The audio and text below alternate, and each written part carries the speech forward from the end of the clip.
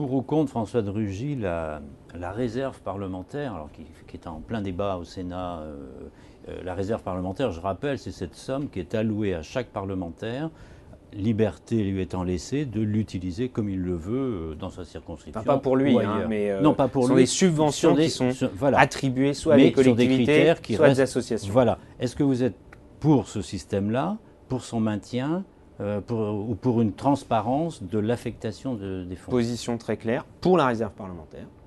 Ce n'est pas forcément le cas de tout le monde. Moi, je suis pour.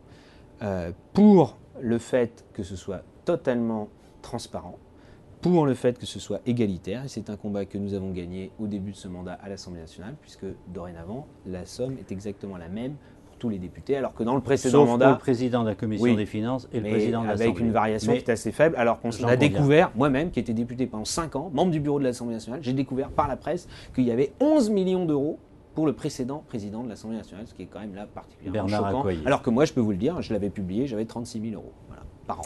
François de Rugy, pour ou contre interdire la présence de lobby à l'Assemblée nationale? Alors, je pense que là, il faut reconnaître l'existence des lobbies, mais il faut faire la transparence.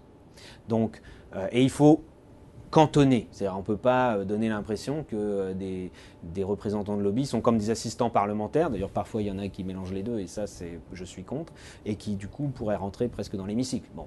Donc, il faut mettre des règles. Mais il faut reconnaître qu'en France, il y a des gens qui font profession de défendre des intérêts particuliers. Moi, je préfère qu'ils le fassent à visage découvert. Je pense que le problème, c'est quand ça se fait en souterrain et que les choses ne sont pas claires.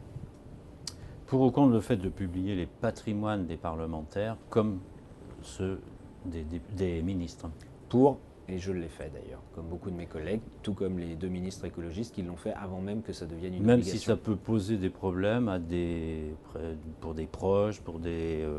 Il faut séparer les choses, c'est-à-dire il faut dire voilà ce qui relève du patrimoine personnel d'un parlementaire ou d'un élu local, et on n'a pas à se justifier sur le fait que d'ailleurs on est marié ou pas marié avec quelqu'un qui possède. Moi je l'ai dit, voilà, c'est 50%, vous savez, le droit français est assez bien fait, quand on possède des choses, il y a l'indivision. Alors c'est vrai qu'il y a la communauté de biens, mais on peut le dire, mais sinon c'est l'indivision, ou sinon c'est des parts sociales dans une société civile immobilière, et ainsi de suite. Et vous avez vu, on l'a fait pour les ministres. Au début, on a dit, oh là là, ça va mettre mal à l'aise un tel, ou alors ça va être du voyeurisme. Ça a créé sur Internet, par exemple, ça a fait bugger le site Internet d'Europe Écologie Les Verts le jour où on l'a fait. Donc il y avait une curiosité, c'est indéniable. Mais en même temps, après, une fois que ça avait été vu, les gens se sont dit, il n'y avait rien à cacher, donc pourquoi ne pas le faire? Et en même temps, on ne va pas passer notre vie là-dessus.